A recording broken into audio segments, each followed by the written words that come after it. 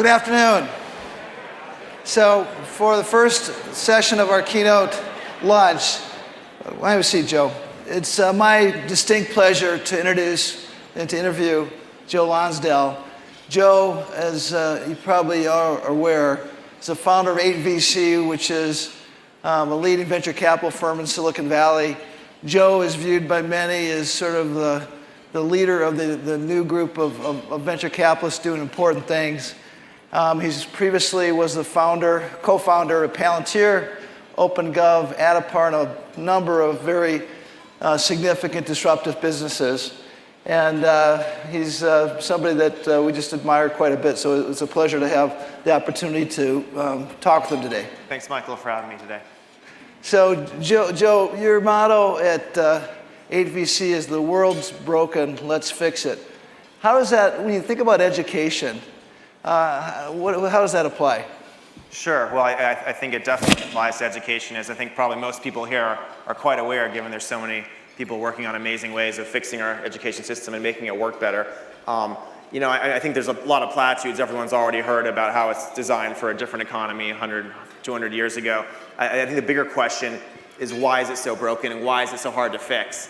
And I do think we're making a lot of great progress, but I think one of the big problems is that we've taken away any sort of system of market or incentives that you would normally get in other industries. And so when you come up with really good ideas, and other startup companies we've built, you're able to kind of compete in a market, and if it works, it grows bigger, rather than having to go and try to convince state legislatures that your startup is good. I probably wouldn't be here as a known entrepreneur if my job had been to have to go convince all these government officials. And so I think the really key thing for fixing education is the policy has to align incentives and markets and financial incentives with success. And so my favorite way of doing that right now that I think would actually help us fix it is at the college level. I think the loan system is really broken. I think instead of giving loans per student, which allows all these schools to be diploma mills, I think the schools should get paid by their students' success long term, and there's ways of aligning incentives that way, which would let us innovate. That's worth a clap. Good. Thanks. So, which is the one area that no one's focusing on today, but 3 years from now is going to be really important to society? You mean generally in Silicon generally. Valley? That's an interesting question. So I guess to skip away from education for a bit, I do think this is a really important area to fix with the incentives thing that people probably aren't focused on enough. But outside of that, in Silicon Valley, the big question we always ask is what's possible now that was not possible 5 years ago, right? So for example, before the smartphone existed, if you tried to start a company like Uber or even Airbnb, I think it'd be really difficult to get to scale. But after the smartphone existed, those are great companies. And if you try to start those nowadays, you'd be 10 years late. And so the thing is, what's new right now that's happening? And in my mind, the biggest new thing that's going to create the most value that is still not getting nearly enough attention is the overlap between biotech and IT. There's been a lot of breakthroughs in the last 3 or 4 years that allow us to do things with reading and writing DNA and synthetic biology and how we understand the microbiome and how we train T cells to hunt cancer and all these things that kind of take computer scientists with biotech. So for me, that's the probably most exciting new area in Silicon Valley. Great.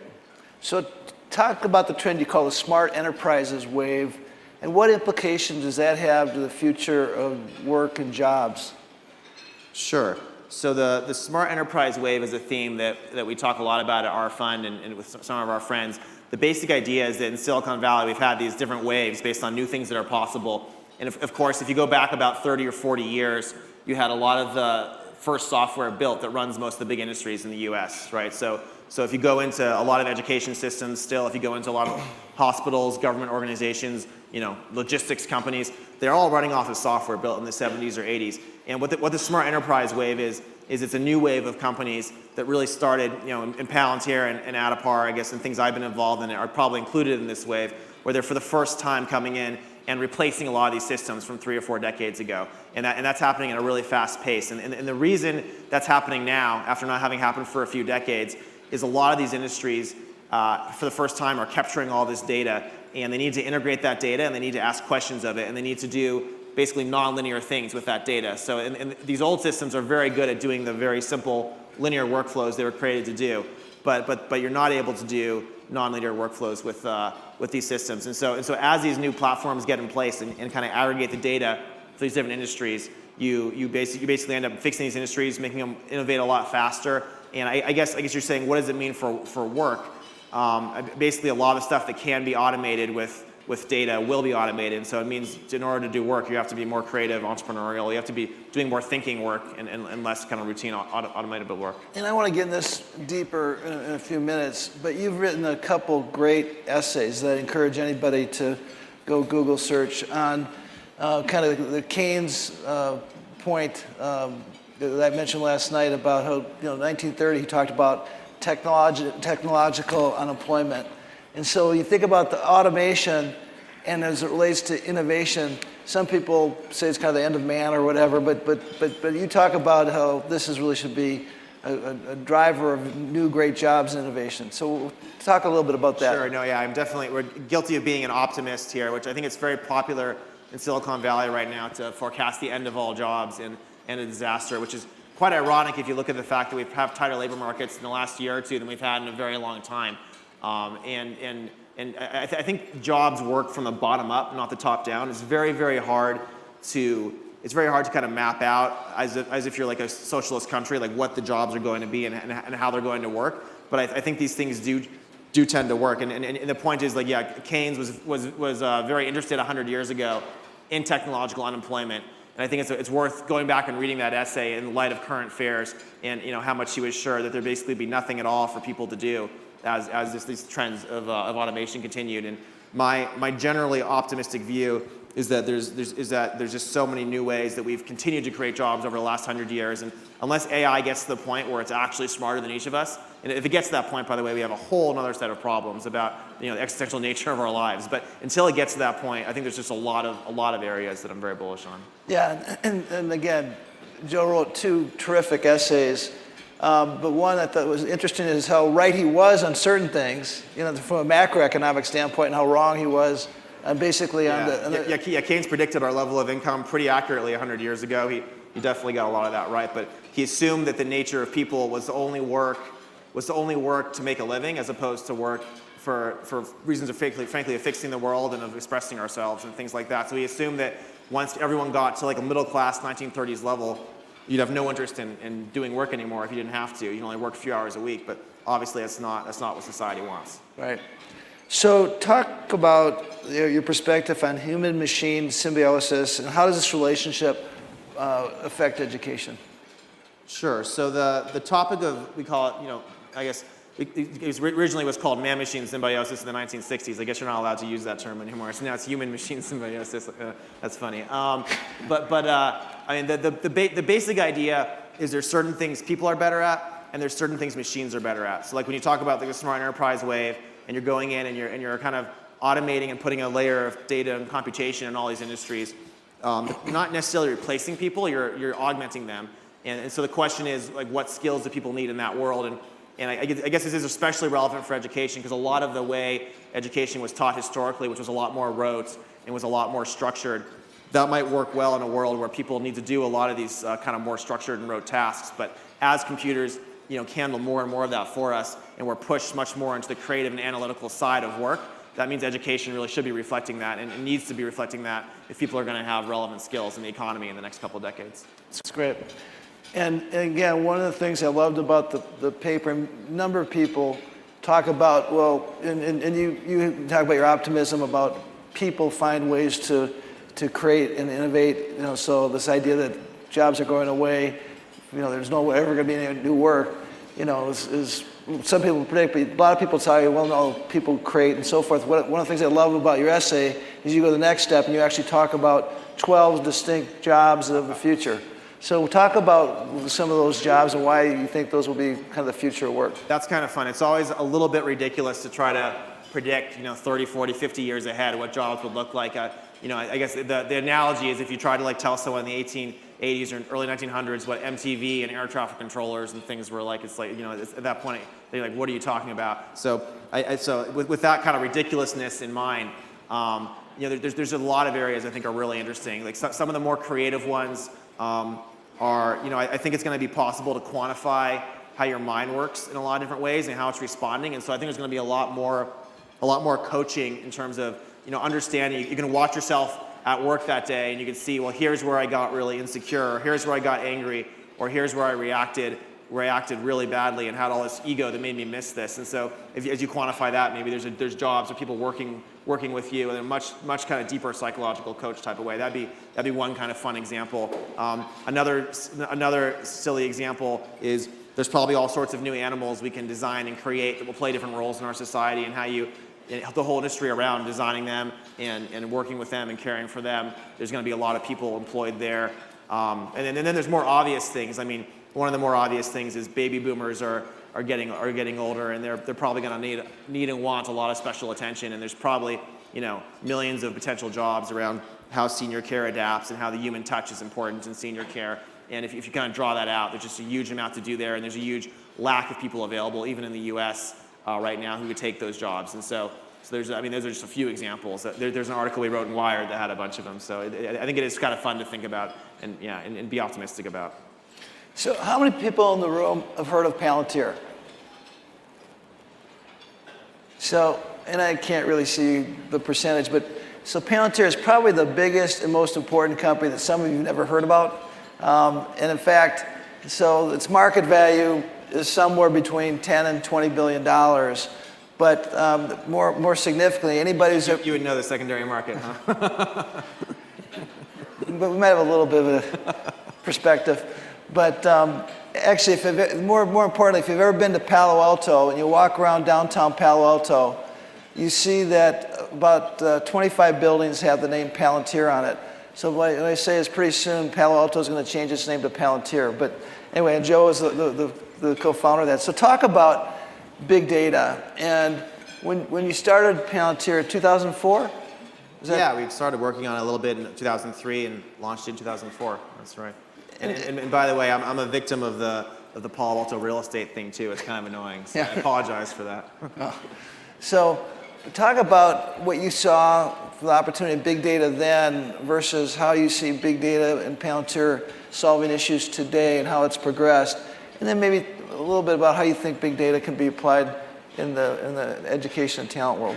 Sure. Well, when we were starting Palantir, it was much more about like productizing these large areas of IT services. That was the initial view of where we were coming from. And so I don't want to talk too much about it, but the high level idea was that there's like $100 billion a year spent on kind of building these platforms within areas like government and finance and others. Government and finance are the two biggest.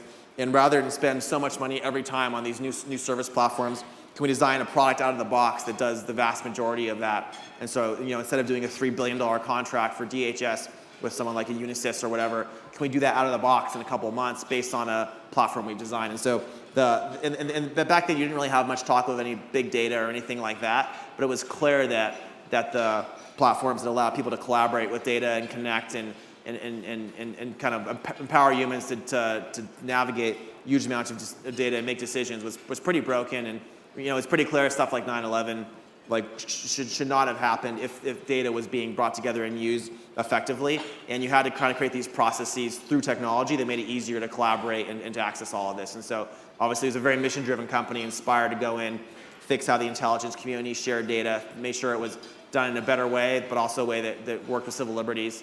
And then obviously finance, healthcare, energy, all these other industries had that problem too. I think Palantir was very lucky to kind of catch this wave, a few years ahead of time. Like most of these companies were started 2010, 2012 in terms of the big data stuff. And because we were already there doing that, as all these industries realized this was a problem, I think Palantir was able to grow very quickly at that point. The thing I'd say that people still don't realize, there's all this stuff about AI right now and how AI is gonna change everything. And it is true that AI is being used very well, especially by like Amazon and Google and some of these more sophisticated companies. But a lot of these big industries, the problem is not how you analyze things.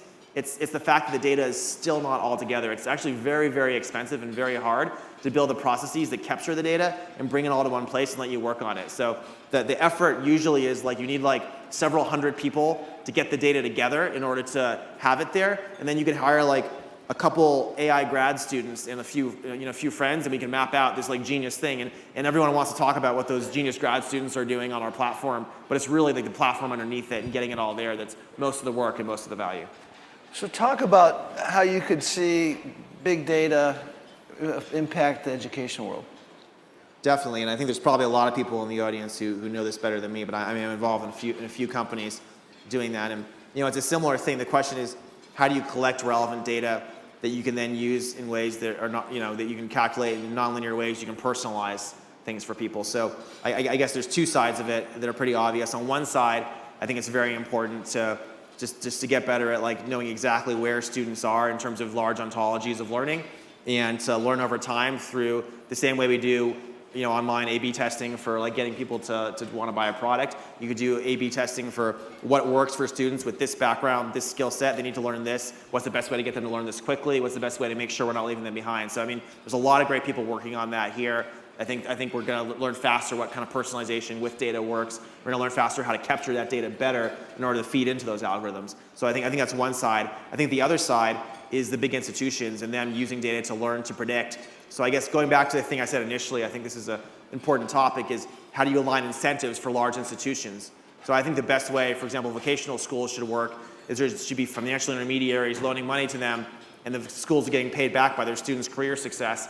And so basically big data allows you to measure the skills the students are learning, allows you to measure their early career success, allows you to understand which of these schools should get more resources and less resources financially because they're going to be able to train students better. And so I think both on the financial incentive side of education and on the personalized learning side, it's really important. So talk about the Hyperloop, because you're involved in a number of big ideas, but this is a very big idea. So first talk about how it all came about, and then talk about what it is and where you think it can go. All right. We'll talk about the Hyperloop. I am lucky to have led the Series A of the biggest Hyperloop company, which, as many of you know, Hyperloop is an idea that has been around for a while in different forms, but was named and popularized by Elon Musk. And the basic idea is that you could take these high-speed trains in Japan that go about 300 miles per hour, and you could wrap a steel cylinder around them, take out the air, and do a few other complicated engineering things that are above my pay grade as a computer scientist. And you can get them to go 700, 750 miles per hour, and they take a lot less energy to run. So it's a very important advance in transportation. It's pretty clear to a lot of people this is possible. We're planning on having a working prototype that we've spent over $100 million on in the Nevada desert, pretty nearby here, I guess, relative to California. We're going to have that working prototype hopefully this summer, it looks like. And I guess the reason I'm most passionate about the Hyperloop, first of all, it'd be really cool to be able to get to Utah or Vegas a lot more quickly and not have to wait at the airport. So that's a neat one. But the really most important thing is what this does for cities around America. One of the big challenges that a lot of us discuss is how if you're not really well off, it's really hard to be part of the Silicon Valley economy right now, because there's all these NIMBY groups that have stopped us from building more in the Bay Area. It's a huge issue, and you can't blame people. They buy a house, they want the value to go up. They basically stop you from building in the area. And so we've gotten to the point now where Silicon Valley is more expensive than anywhere else in the country, and it makes it really hard for me to build companies there. Frankly, my friends to build companies there, and it's really unfair to up-and-coming people who want to be part of the ecosystem that it's just so expensive to live there. So the question is, how do you fix this? And one way you fix this is you fight NIMBYism. You try to go to one of these cities and get them to build something, which a lot of us are trying to do, and that'd be good for the economy, it'd be good for income mobility, basically, people to be able to come and join. But the other really neat kind of cheat code we could do is the Hyperloop. And the reason that's a cheat code is if you can build a tunnel underground and you have a bunch of stops around the Bay Area, and you could have inexpensive middle-class housing 200 miles outside the city, and you can commute in 10 or 15 minutes, that completely changes the nature of this problem, right? So this could actually be a really big deal for income inequality in America if we can deploy Hyperloop type infrastructure for making it possible to live in these areas. And so that's something I'm very excited about. Yeah, you mentioned Elon Musk, and you've worked and founded businesses with Elon Musk and Peter Thiel. What have you learned, or lessons from two people that obviously are big thinkers and doing incredible things? What are some of the takeaways? Sure, I've worked a lot more closely with Peter than Elon, although I definitely admire both of them. We have something online I wrote to everyone at Palantir about things I learned from Peter. I guess, he's probably one of the best conceptual minds I've worked with. There's just a lot of really good intellectual discipline, I'd say. We've written about it more online. One of the things is that your output is convex. And it's ironic given that we're talking about all these different things, but at any given time, like, my rule is I'm only responsible for the failure of one thing. And that really came from kind of having worked with him and his network. And basically, the more time you spend on any one thing, it's exponential what you can get done. So you don't want to divide your efforts. I think is a really key lesson as an entrepreneur. Another thing that Peter really focused on, I know Elon does too, is how valuable top talent is. Like those top 1% of people who are really, really smart, really eager to work really hard, mission driven. Like spending your time getting the top talents around you is probably the most important thing you could do. And when you talk about that, the returns to intelligence and drive are probably higher than almost anything else. And so I think both Peter and Elon value experience, but you actually even more value drive and intelligence in a core team because you can always learn and iterate. So I thought that was good. And I mean, I guess another thing with Peter I'd say is there's always lots of stuff going on, and a lot of people like to talk about the fact that they're going to do something or they're going to talk about it, and he never talks about what he's going to do. He just does it now. He just like jumps right into the strategy, right into the getting it done, and very efficient with his time. So, but both those guys and what they built at PayPal, where I was lucky to be an intern, and what Peter and I built together is great to learn from them. So you were a initial investor in Oculus, which was bought by Facebook. What do you see as the potential for VR in the education world and future work?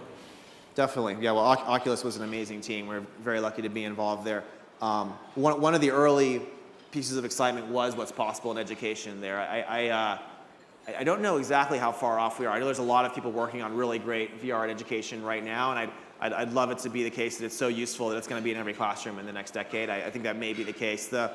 I always loved history, so I thought that would be a really fun way to teach history and that kind of interaction. But in general, I think what you're going to see is it's going to go back to that personalized learning thing, where I think people learn a lot better when they're inspired and when they're engaged based on stuff they really care about. So the question is to develop different types of content that's inspiring for kids in the right way and that engages them with the topics in the right way. One of I guess the example I'd give is one of our friends is the world chess champion Magnus Carlsen, and I always would ask him how he'd studied because I was curious. I was a chess player myself, and he'd get all this homework each day, but each day he'd only do half of his homework. He'd only do the half that he was most passionate about and most interested in, and that was a better way to learn. And I think that's true for a lot of things. You only want to engage, and educate and learn about things you're passionate about. So if we can use that to better engage kids, to get them more into environments, to make things more real, I think that's really powerful.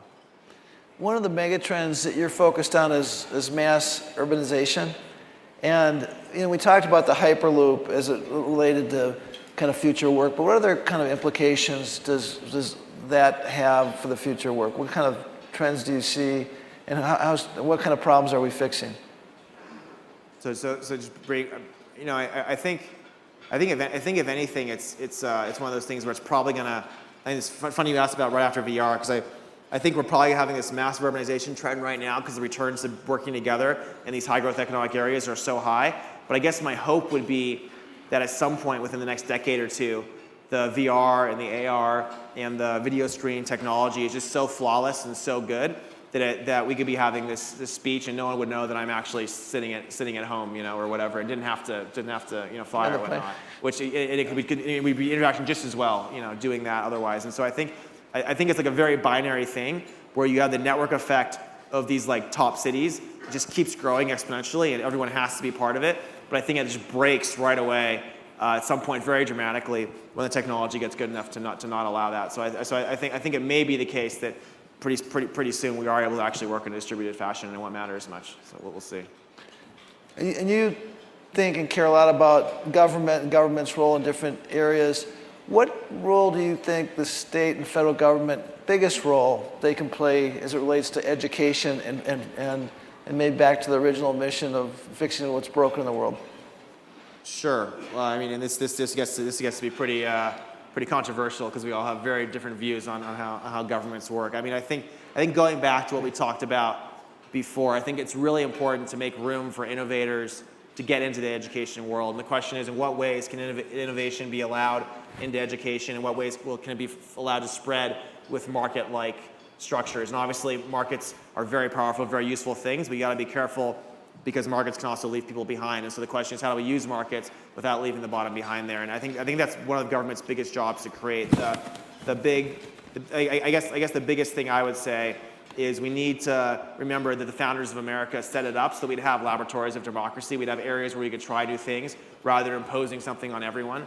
So making sure the states are able to try new things, making sure we're able to to create areas where we can explore new incentives and see how they work and see how that grows and work with innovators to do that. I think is probably the biggest role they can have is to make sure we are allowing innovation, make sure we are allowing people to try things out. So what do you see as after the smart enterprises wave? What's next? There's a lot of different debates around this. Some people think augmented reality is going to be so powerful and it's just going to change everything about how we interact, and it's going to, rather than have the phone in your pocket, there's going to be, maybe it's a little camera like the Google Glass guys are trying to do. It's probably going to be the case they were like 10 or 15 years early. I think there's a lot of new things there. I personally am most excited about all the bio-IT stuff I talked about earlier. I think that's where the most kind of impact's going to be had in the next decade in terms of just fundamentally changing how we understand our health and how human lifespan works and how we're able to kind of keep our minds and our bodies, in a way that I think it's very inspiring what we're going to be able to do over the next 10, 20 years there. So for me, I'm hoping that's the biggest next area. So I've got one last question for you. So you've got something like 400 education talent CEOs in the room. If you were to think about one bit of advice that you could give them, how they can create a successful business or something to really focus on, and you've given a lot of different input, what Peter's told you and what you've experienced yourself. But if there's one bit of advice you wanted to leave those entrepreneurs with, what would that be? Gosh, that's a tough one. So I probably would have to do something more general to entrepreneurship, because I myself have not yet built a successful education company, so I wouldn't feel very good telling you how to do that. It seems a lot harder than building a successful healthcare or finance company in a lot of ways because of how the market's set up. I guess it's just a couple obvious things that I think are really important. Is find people who have been really successful in your particular field and get them on your side as best as you can. And when you're getting going with these things, the most important thing is not how much money you make for yourself for these companies. If you want to be successful long term, the question is how can you surround yourself with people who are going to be helpful to you long term, and how can you help them, and how can you get them allied in the right way. So I think that's always been very helpful for the things I've been lucky to work on. Thank you very much. Give Joe a hand, please. Cool. Awesome. It was awesome. Good.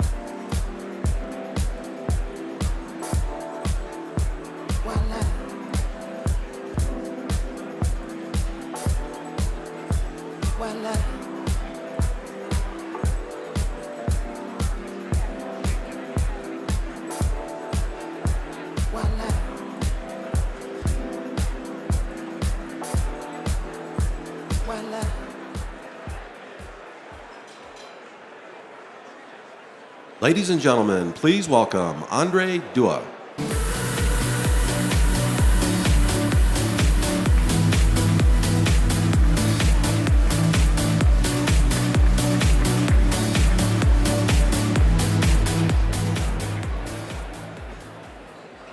It would be nice if you could sort of pick your own song before you walk out, I think. I want to just start by introducing myself and then introduce the panelists. So thank you for being here at the lunch today. I'm Andre Dua from McKinsey, and we've got 4 really interesting panelists today to talk about the topic of the future of work is now. And first, our first panelist is Marco Zappacosta. He's the co-founder and CEO of Thumbtack, which some of you will know as a workplace for local services. A couple of things I think are really interesting. They have on this platform 250,000 local businesses, which provide services like home services and event services. And he's been working on this overnight success for 8 years. He's raised $250 million and has a team of 500 between Silicon Valley and Salt Lake City. So he's really, in some ways, a hometown boy now. The second person I'd like to introduce is Diane Adams. Diane is the CHRO of McGraw-Hill Education. She's the author of It Takes More Than Casual Fridays and Free Coffee, Building a Business Culture That Works. Her great passion is building great cultures, and she's done this at places like Click, Allscripts, and Cisco. Our third panelist today is John Palmer. John is the Chief Learning Officer of AT&T, and he manages $250 million in annual investment in learning and development. He hires 40,000 candidates internally and externally each year, and his real focus now at AT&T is reskilling the entire workforce. And last but not least, I want to introduce Rick Levin. Rick has been the CEO of Coursera since 2014. He was the president of Yale from 1993 to 2013. Prior to that, he had a real academic career as an economist, and he's probably been on more public service, corporate advisory, and nonprofit boards than I could mention if I started using the rest of the time. But so there are 4 illustrious panelists, and I'm very excited to welcome all 4 of them to the stage to join me for this session.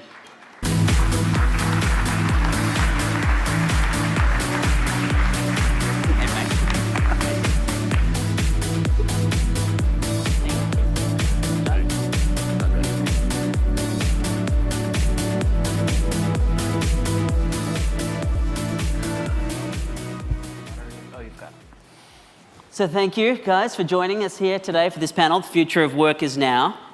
I thought what I might do is start with a few brief opening remarks and then start with some questions, none of which we've discussed before. We'll see how that goes. So look, just by way of context, I think a lot of the discussion we've been having at this conference so far has started to touch on the fact that work is already drastically changing in many ways. And I think we all know the forces of trade and technology have been changing. And just to give some examples, as many of you will know, manufacturing jobs in the US are down by about 7 million in the last 30-odd years. And on the other hand, there are new jobs for which there are great shortages. For example, there's about a gap of 1 million unfilled computer science positions in the country. But on top of that, I think one of the things we'll talk about today is the nature of automation, AI, machine learning, as Joe was discussing. And we at McKinsey have done some work which says with technology that's available just today, that 45% of activities that people are paid to perform could be automated. And so I think that puts into context the nature and scale of what the tsunami that might be coming. So I think some of the other things that I think we'll talk about today, and Marco, I'm sure you'll have a lot to say about this, is that the nature of work itself is changing, and a significant portion of Americans aren't really getting a regular paycheck. And often when we talk about the workforce, we tend to, and I fall into this trap, talking about the largest companies. But in reality, such a large portion of the workforce, a significant majority are either self-employed or employed by small and medium enterprises, and I think that's something we'd like to touch on today. And finally, just to connect it all to learning, I'd like to just share a quote from the CEO of Microsoft, Satya Nadella, who said, "Don't be a know-it-all, be a learn-it-all."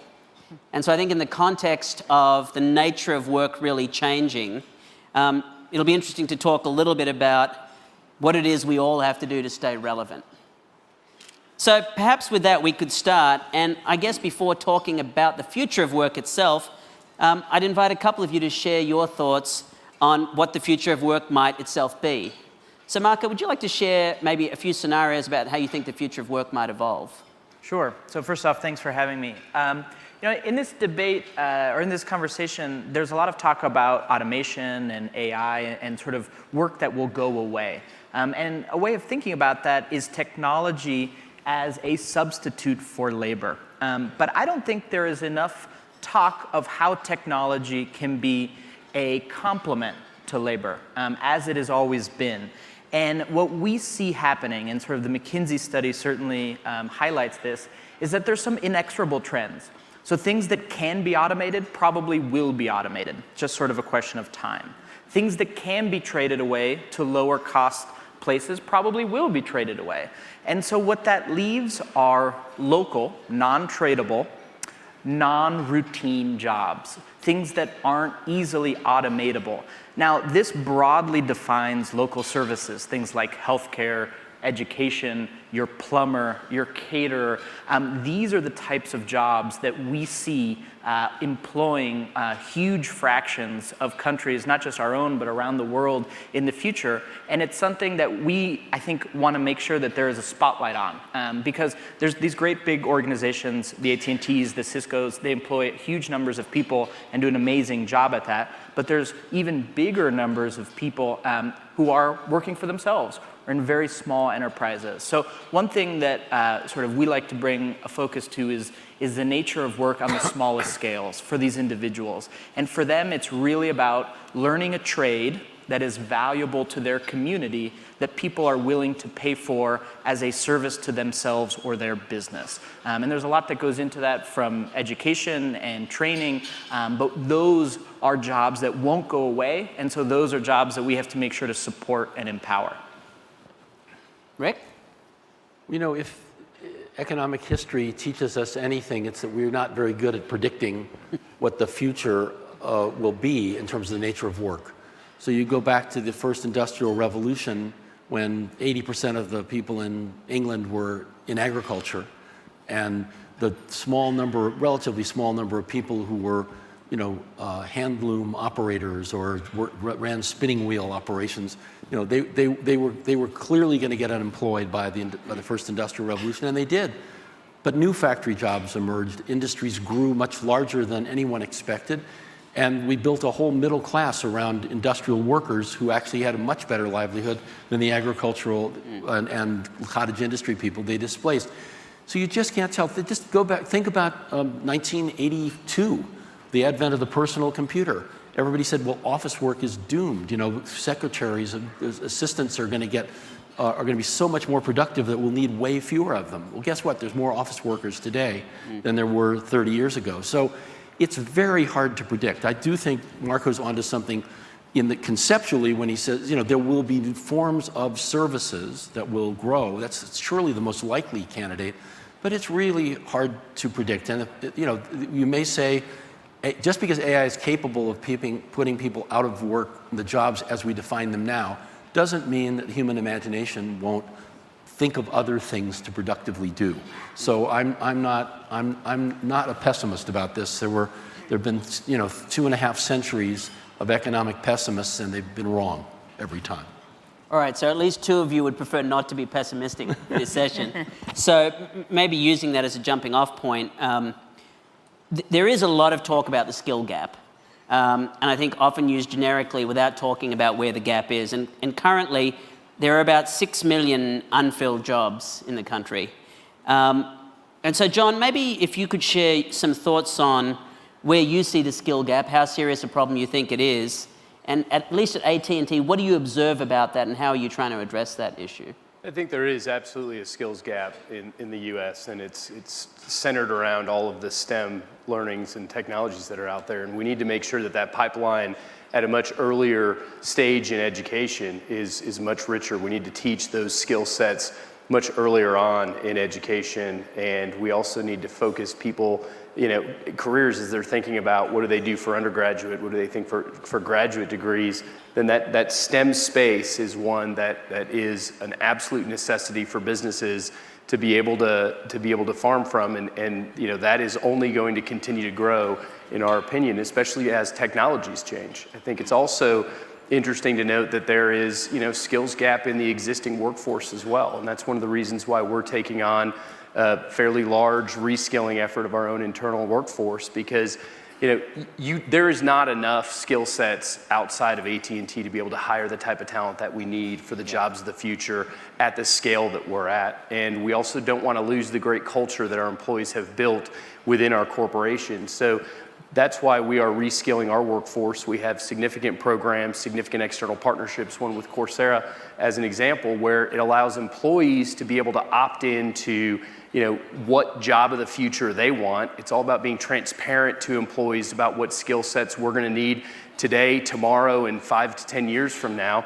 and then giving them the tools, resources, and education curriculums to be able to engage in and actually transform their skill sets.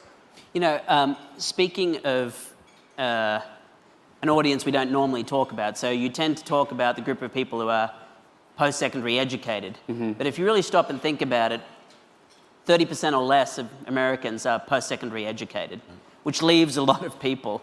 And the jobs you just talked about, many of them require skills which do involve post-secondary education. So, and I want you to talk about a little bit about this, right, and how we solve this issue, because talking just about the people who go to college either now or when they're in their as working adults is a whole different thing, and it leaves ignored a big part of the problem, right? And I think that you don't need to always look for that post-secondary degree that's out there in these spaces and many spaces out there. I think that the educational system needs to become more affordable, more flexible, and more accessible for everyone. And you can think about lots of different models. There are certification models that are out there in unique spaces where you don't have to go and commit that 2-3 years to get that degree, and you can actually just become a specialist in that space. And that's one of the things that we're exploring across our workforce, and one of the tools that we're opening up to our employees to say, you don't have to have that master's in computer science, but we really need you to be certified in this particular area, in data analytics, in cloud computing, pick whatever topic is out there.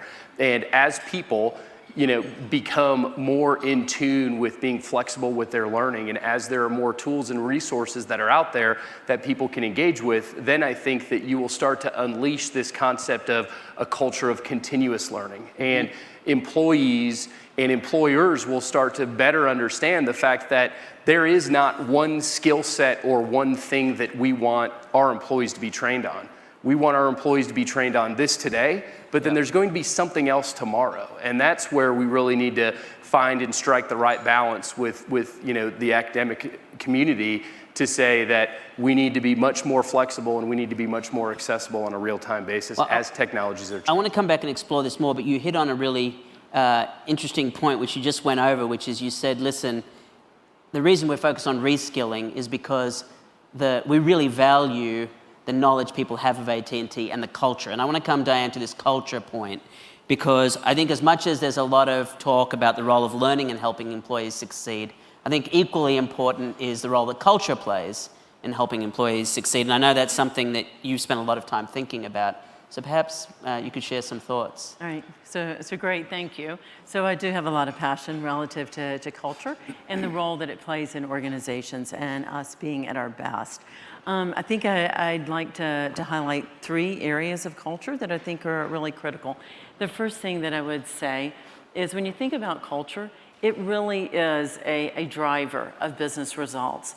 The second piece is you've got to be intentional, as I'm sure you are at AT&T. You've got to be intentional in terms of what you're creating. And then the third piece around culture is that it really is a game changer. It's a competitive differentiator. And if I can just make a few comments about each of those. When you think about the fact that culture drives business results, I think about the quote that we all know from the management expert, Peter Drucker, and he said, culture trumps strategy every day. Now, I do have to wonder if he was alive today if he'd have used that same verb, trumps. But anyway, that's another topic. So you think about his comment, and then there was a quote one time from the previous Saks CEO, and he said, it's the people, it's the leadership, it's the ideas that drive business results at the end of the day. So if you think about the importance of it, without culture, there would be no innovation, right, in Apple. Without culture, there would be no service excellence in companies like Zappos, my favorite, or Nordstrom's, or the Ritz-Carlton. Without culture, you would not have delivery excellence in Amazon. And without culture, there would be no free bags with the Southwest, right? Like, that really makes the point about how culture drives the business performance. And then, the second point is around being intentional. And if I can give you a couple of things to think about, is the first piece of that is, who are you? What are your values? And always start there. The second piece would be around, do each of you, when you think about direction for culture, or I should say, how many of you have a cultural aspiration statement? Do any of you? Can I see it? So we do have one, so that's a great thing, or two. So you know what, that's awesome, because cultural aspiration statements allow you to be really clear what you're building. So for example, at McGraw-Hill, our aspirational statement is to unlock the potential of every employee so that they're at their best, professionally and personally. And we all know the future worker is very focused on being successful, happy in all aspects of their life. And I would just, to close on that, it truly is the differentiator. And I believe if we get the culture right, then your organization and your people are going to thrive. So thank you. Thank you. I want to actually come back to the skill gap issue, because I think one of the critical questions is there are a number of different players here. Obviously, the private sector has a role to play, the educational system, but also government. And government has been trying to play a role through workforce development and other initiatives. But I'm just curious, Rick, if you have any reflections or thoughts on what is the role of government in particular and some of the other players? Yeah, the role of the private sector is important because both the training that's done in companies and the training that's done by many of the companies that are reflected here, including Coursera, directly to consumers, are helping to provide low-cost solutions to upskilling. The universities, historically, the elite universities have not focused very much on the pathway from the educational program to the career, except in the professional schools. The undergraduate education is generalist liberal arts, and there's a lot of rethinking going on in state university systems and in the entire system below the sort of top elite universities that may be more vocational relevance in this day and age is a more important thing to do. One of the things we've learned at Coursera, interestingly, is that what learners want and what they will pay for in terms of online education is career relevant, skill development, and not, they're happy to audit and watch the liberal arts courses, but they need the vocational education. And that is beginning to create some shifting of understanding within the university community that the universities have a role to play beyond age 18 to 22. They have a lifelong role to play to help people develop throughout their careers. And that's actually the reason I came to Coursera. I saw a new mission for the university as we know it. And I think, it's taken a while. These universities change very slowly. Now, governments, most government workforce development programs, as you and I were talking earlier, are very inefficient in this country.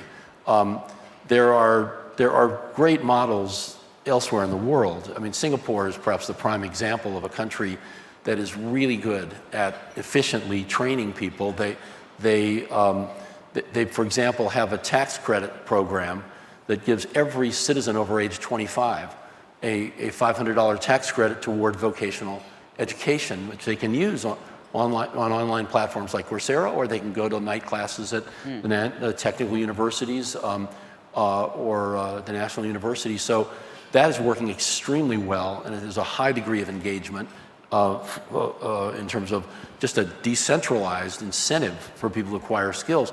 They also run some very efficient training programs. They realized they had a skills gap in data science. They came to us 3 years ago, and just after we launched the Johns Hopkins data science specialization, and they said, we want to do this. We want to buy this in bulk. We're going to train 200 students at a time. We're going to mentor them directly. We're going to provide them bonuses for completing the work. And they train hundreds of data scientists, online that way. We could be doing a lot better in this country with more efficient workforce development, taking advantage of great low-cost solutions online. I want to pick up on this Singapore example, which essentially empowers individuals. And I want to even, John, pick up on something you said, which is you still look to see in some cases whether people have degrees. And I want to bring those two together and sort of say, I wonder if we need to figure out ways to empower individuals more generally. And so, for example, what I'm thinking is, in a lot of cases, there probably is more human potential locked up inside individuals who don't have a credential to unlock it. And let me give you an example of what I mean. You might have someone who's a war veteran who's returned from Iraq, who's been involved in supply chain and operations, and their credentials are as good as anyone who's studied operations or supply chain at a public university. Absolutely. Yet they don't have a credential which enables them to unlock their human potential. And what I take away from the Singapore example to bring it back together is that's an example of giving to the individual the power to unlock their own potential and to seek a range of different skills and capabilities. So as we think about the future of work, I'm curious to ask any of you, and Marco, you represent a different kind of atomized workforce, which is sort of empowered. What do you think of this idea, or how can we empower individuals to succeed in a world where there's much more skill insecurity, right? Yes, this is something we say play out a lot. In our world, particularly the home trades, there is a lot of licensing and credentialing involved in being an electrician or a plumber or a tradesperson of that type, but it's very coarse. And what is happening now is on platforms like ours and others, we're getting very, very fine-grained review data, right? Data about a specific technician doing a very specific job for a specific customer. And with that, we believe that companies like us, platforms like us, are creating a better signal as to the quality of the professionals on our platform. Interestingly, this is also teaching us about the skills gap, because we can see this demand coming in real time, and we can see, wow, at least on our platform and of all the pros that we've engaged with, there's no one who's good at this particular type of job, be it in a home trade or an event service. And now something we're thinking about is how do we bring that information back out into the market? How do we say, hey, at least on our platform right here, there's an opportunity. If, say, you're an electrician in Tulsa, there is a need for people with your skills and attracting them onto the platform. I think it's far from a solved platform problem, but I'm hopeful that with the much more granular data that these transactional platforms create, you can hope to sort of get past this sort of very coarse credentialing as a way of providing a signal of quality. But I also think that you have to make sure, I agree with everything you said, and I think you need to just be completely transparent about what this learning is going to lead to. So you don't just generically go in and pick a degree and then go figure out what you're going to do in the workforce once you get to that stage of your career. We need to be very transparent about these are the skills necessary. This is the curriculums that align with those skills, not necessarily a degree program. It could be single courses. It could be certifications that are out there. And once you then have achieved the learning in that specific area, then there has to be a reason and the real value for the employee to see that they actually get a new job. So as we've gone through this reskilling effort at AT&T, then it's been over a 5-year process. And one of the things that drove a significant amount of momentum was when we started tracking if you engaged in learning and if you became a certified reskiller, we call them skills pivoters, then what happens to your career after that? And over the last year and a half, as we've started tracking these reskillers, they're 2 times more likely to get a new job. They're 4 times more likely to get a promotion or a progression within our company. And now the learner is making a decision not to say, this is something that I'm required to do, or this is something that my manager is mandating that I do. They are wanting to engage and own their career differently than they ever have before because of the transparency that's been provided to them up front. They are now the decision maker on their career, and it's much less of who you know to advance and much more of what you know. So sticking on this topic of credentials for a moment, we probably all in some way use them as a heuristic to judge other people's capabilities. And I'm sort of curious whether you think the credentials we've got today are outdated, and if so, what are the characteristics of more meaningful credentials? And maybe Rick, I'll ask you first, and then Diane. Well, I don't know that what we have is outdated necessarily. We know what a master's degree means in most fields, but we also know that there are ways to get more micro credentials that certify competencies, and that's what's really developing today, is a much richer array of micro credentials.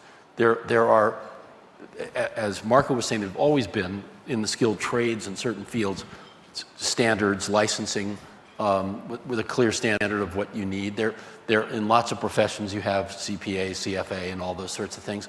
What we're seeing now is just a much broader awareness of this, like most of in the IT space where there's all these job shortages. Many of the large companies that create the software development tools, for the cloud or for various kinds of systems, are giving certifications. Microsoft credentials have been around for a long time, and they're very widely used. So I think we're just going to see a much richer set of micro credentials available, and employers are going to start to understand them. The credentials associated with MOOCs that companies like Coursera and Udacity and edX and others are issuing are also beginning to become currency in the job market. They certified to... We see them showing up on all of the resumes of applicants we get. We were 2 years ago, the last time LinkedIn counted up where the credentials on their platform were coming from, we were second only to Microsoft. Coursera was number 2. We'll never reach number 1 now because LinkedIn is now part of Microsoft. So I think they won't publish that survey anymore. But so I'm skeptical. But I actually think if you went and hand counted, you'd find we'd probably pass Microsoft on that platform. So there's a lot of a lot of that is happening. Even college applicants are signaling competencies. I learned that 15% of the undergraduate applicants at Yale this year cited Coursera credentials in their application. Yeah, what comes to mind for me when you think about certifications, credentials, is I'd say 2 things. We know for the future that we're going to be looking at these short programs of study where there's mastery of skills and then personalized learning. So what comes to mind, which all of us are involved in, are examples like, particularly with vocational schools. I'll give you an example. McGraw-Hill has just, we're doing some work now with Australia and the vocational schools there, right? So you look at the plumbing, we're creating instructional design for plumbers or electricians. And, that's what I get excited about, which I know all of us do. And then another one, like on a bigger scale, that to your point, we've had a lot of great certifications in the past, or credentialing.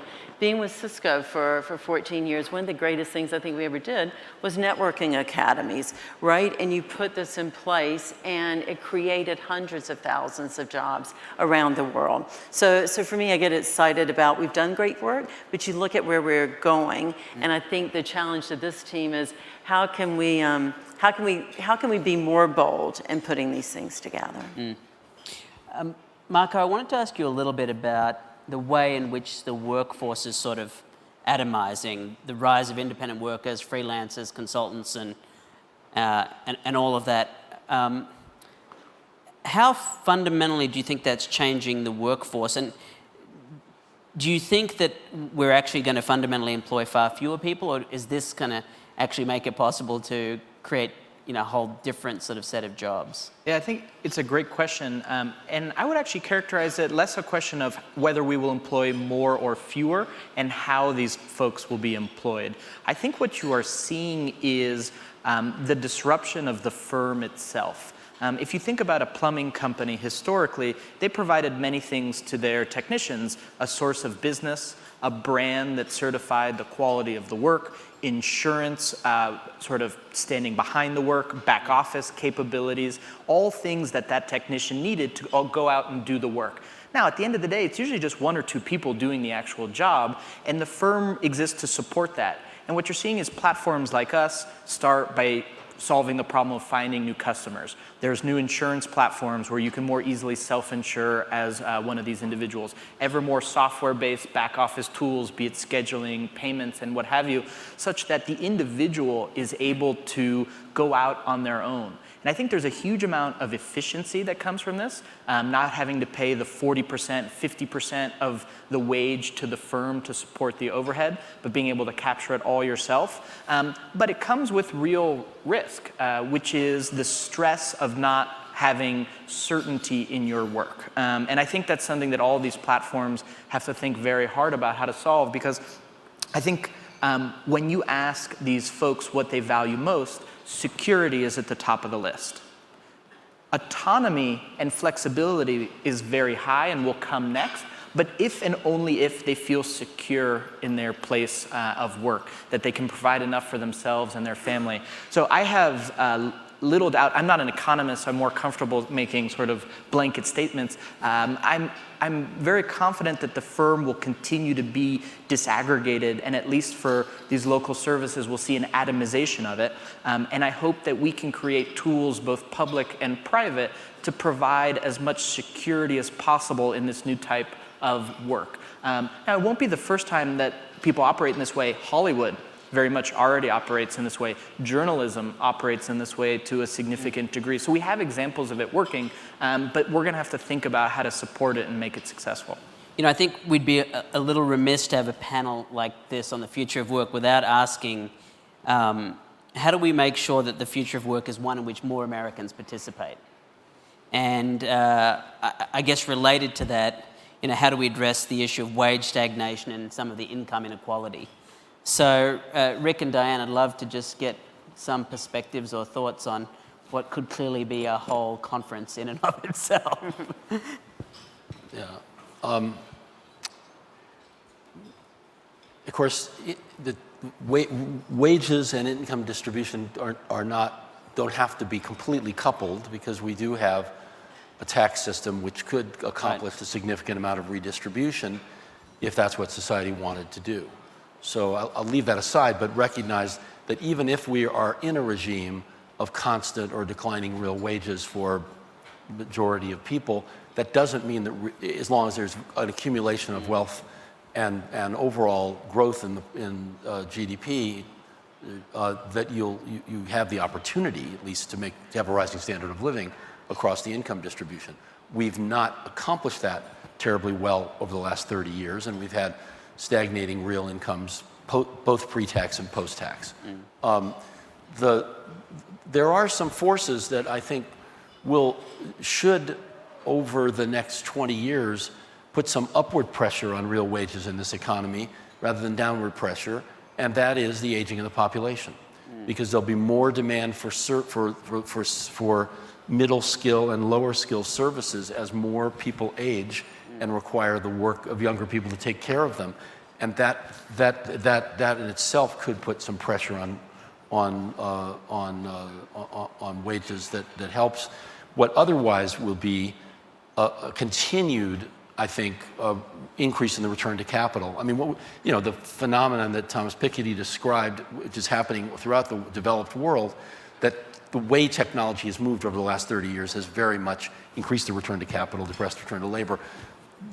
The aging population will help to offset that, but that underlying phenomenon is still going to be there. Yeah, no, thanks, Rick. And, we're all sitting here because we believe that education is the great equalizer, right? And when you ask about Americans participating and the wage inequality getting better, there are three kind of things that come to mind for me. We're here, a lot of what we're trying to solve for education being more affordable, right? We're solving for education being more accessible, and we're solving for education and learning being more personalized to for the individual. And so for me, if we do those things, we are going to get there. And I think the other thing I'd say, a lot of passion around the personalized learning. One of the reasons I have moved into education and learning now from being in high tech forever is my son, non-traditional learner, and with all the resources and support, it was still a very arduous journey, right? And so what I believe is if we solve for those things that we're talking about, which we will when you think about the talent that we have on this, I think the future is going to be a really strong one, and we'll get there. Yeah, I mean, I just wanted to comment on one thing there, which is you laid out essentially the assumption about how important education is, which I think all of us would probably subscribe to. And I'm going to offer one slightly provocative thought here, which is if you take the sum total of how much we spend on education, it is a massively inefficient enterprise. And I'm going to say that by just highlighting a couple things. There aren't many different industries where, for example, for each 100 people you take in to sell your product to, maybe 20 or 30 will come out with the product you want. So I'm just saying, if we take 3-year completion rates for community college, 6-year completion rates, and I could go to every different part of the education economy and tell you a similar story. And so there is a real dialogue about whether we ought to invest more in education. I'm going to posit the opposite, which is there's more than enough money being spent. It's just really terribly spent. But that, I'm not actually going to let you respond to that, Rick. You might use this question as an opportunity to respond. But I think we're running out of time here, and I wanted to ask each of you for your final thoughts. And in particular, if there's one call to action that you want people in this room to walk away with as it relates to the future of work, what would it be? Marco, would you like to start? So, I think by nature of being in this room and certainly being on this panel, we come from a very privileged position. And so I think the one thing I would encourage people to think about is take a broad view of the future of work. Yeah. It is not simply about, the 30% of the population that goes to college. It's about all of us and making an inclusive future of work that can support a middle class income and lifestyle for the broadest possible number of people. That doesn't make the challenge any easier. In fact, it makes it much harder, but only if we solve it sort of broadly have we truly achieved success. Yeah, great, thanks. And I would say, if we want to attract and keep and develop great talent, then be intentional, get the culture right, so people really can thrive and your company will thrive. And I think the companies, the organizations of the future will think much more broadly than just the careers. They're going to think about the whole person and how can you help someone personally and professionally thrive. I think that we all need to be very cognizant of linking very specific goals about the curriculums and the outcomes that we're looking at in partnership with businesses so that the future of work can be not so arduous on the actual individual, but that there can be good strategic plans that people can engage in that are affordable, that are accessible, that are very relevant to exactly how they want to navigate their careers in the future. And also understand that learning is not a one-time event. Learning will be lifelong for the future worker.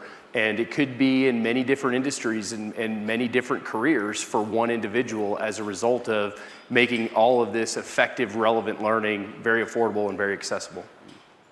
I would subscribe to all of that. And I guess my takeaway thought would be worry less about what the future of automation will bring 20, 30 years from now, and recognize that today there is a large skill gap in many technical fields, and that both very high income levels like data scientists and much more moderate income levels like just computer technicians and cybersecurity specialists. And there are opportunities to efficiently use the educational system to address those needs at very low cost. I'll just take your bait, because the only thing less efficient, the thing that's less efficient, well, there are many things less efficient than education. Government would be one, but healthcare would be particularly notable. And because healthcare, look at it this way, we spend twice or 3 times as much per capita as most advanced countries. Say Australia. With exactly the same outcome. Everybody dies. Just because we attempted to start Sounds like you've had that discussion before. just because we attempted to start this on a note of optimism, I'm going to end with a note of optimism, which is my takeaway in thinking about this whole area and thinking about the workforce is just how boundless human potential is. That's right. And just how much human potential has not yet been unlocked because we haven't been able to name it or credential it or recognize it. And also just how many people are capable of all different kinds of learning. And in many cases, we come into it with many of the unconscious biases about what people are and aren't capable of. And if we could release more of that, I think we'll find more good things will be unleashed in our learning economy. And with that, thank you everyone for joining us for this panel. Thank you. Thank you. And thank you to the panelists for joining us. That was terrific. Thanks for having us. Thank you. That was great. Ladies and gentlemen, please enjoy the special preview of a video created in honor of Marian Wright Edelman. We are delighted to recognize this remarkable woman and champion for change as our 2017 Lifetime Achievement Award winner at tomorrow's closing dinner, where she will share her remarks. Our closing dinner keynote fireside chat will also feature the amazing author of The Big Short and Moneyball, Michael Lewis.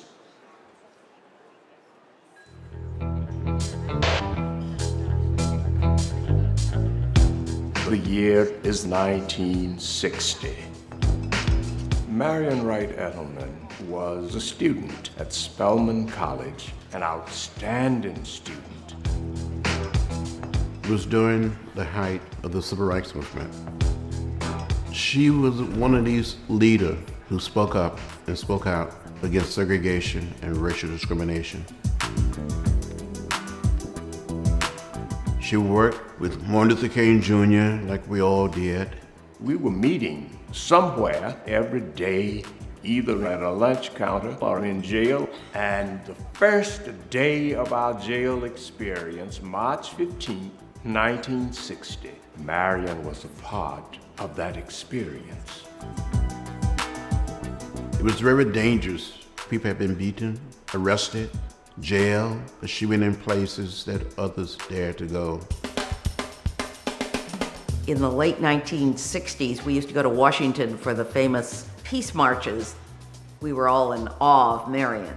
I met Marian in 1967. I was working for Senator Robert Kennedy. We went to Mississippi because there was a big fight going on about the future of the Head Start program. Marian Edelman had been an attorney at that time with the Legal Defense Fund and had taken Senator Kennedy and others on a tour to see hunger in real life and translated that into a national problem and received national attention. That really sparked the origin and the development of the Children's Defense Fund as a follow-up to the civil rights era and a focus on children specifically.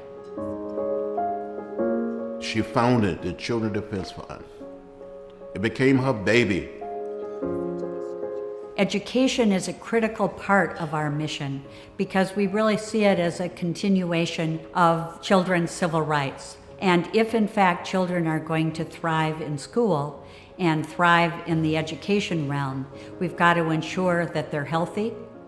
You can't learn if you haven't eaten breakfast or lunch. You can't learn if you live in an abusive situation. You can't learn if you don't have good health care. So Marian thinks about the totality of all the social elements that have to be in place for young people to learn, but also to have all the opportunities that every other child has. Marian grew up in a small town in South Carolina, totally segregated. That is what drove her. Her parents were absolutely determined that all 5 of the children in the family would go to college, and of course that was the bridge out.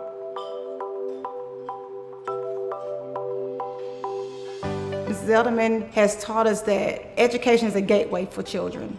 If you know better, if you learn better, if you have opportunity, then you have a fighting chance in this nation. The work that she does now with the Freedom Schools, which is a major effort in over 100 locations in the United States, I think is her passion at the moment.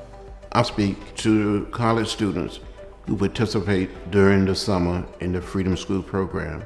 These are young people that are part of the Children Defense Fund to help educate, to help organize for the children in America. Over the past 4 decades, Mrs. Zelderman and the Children's Defense Fund's legislative impact on education has been tremendous. Well over 80 or 90 different pieces of legislation have been put together over these past 4 decades, which really focus on all of the needs of children and families. She has the capacity of inviting, persuading, and involving other people all the way from the local community to the halls of Congress. She has taken solid and strong position with members of Congress, both Democrats and Republicans. She's so determined to leave this little piece of real estate we call America a little better than we found it.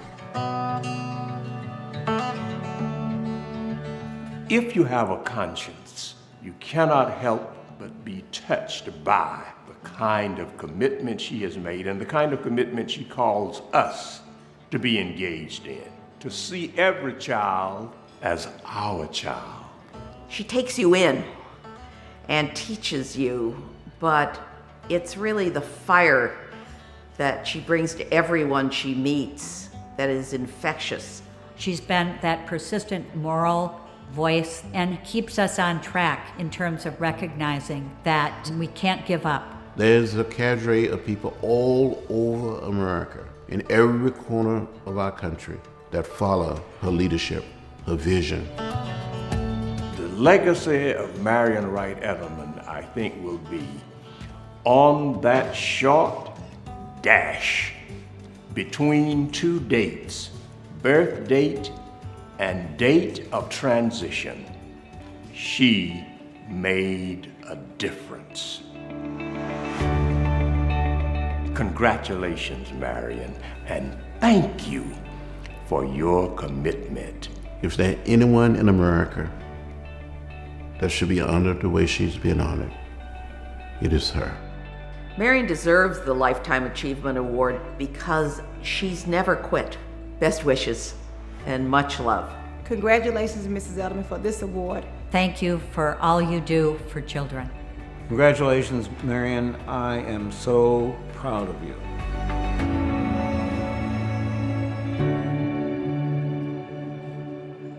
Ladies and gentlemen, please welcome Paul Reville.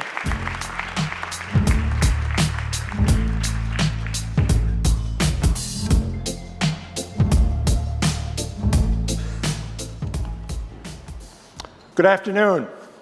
I can't think of anybody whose life work better represents the kind of subjects that we're going to be talking about in this next panel than Marian Wright Edelman, so that it's, however coincidental that we wind up coming just after that presentation, it ideally sets the tone for what we're going to be talking about.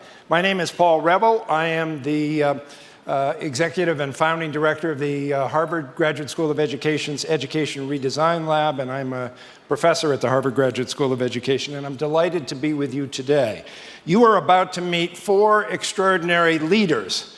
I don't think of them as bosses in the Tammany Hall sense of bosses as the title read for this session, but rather leaders, extraordinary mayors. We have 3 current mayors and 1 former mayor who is going to be commenting on the work of this initiative that we'll be describing today. These are leaders who have stepped out and said, doing what we need to do for the prosperity and long-term health of our communities goes beyond simply providing an adequate school system, but extends to making sure that each and every one of our children is successful. And so they have committed themselves to redefining the social compact with citizens, with children, and with their families, and building out systems of opportunity and support in an initiative that our Education Redesign Lab heads called By All Means.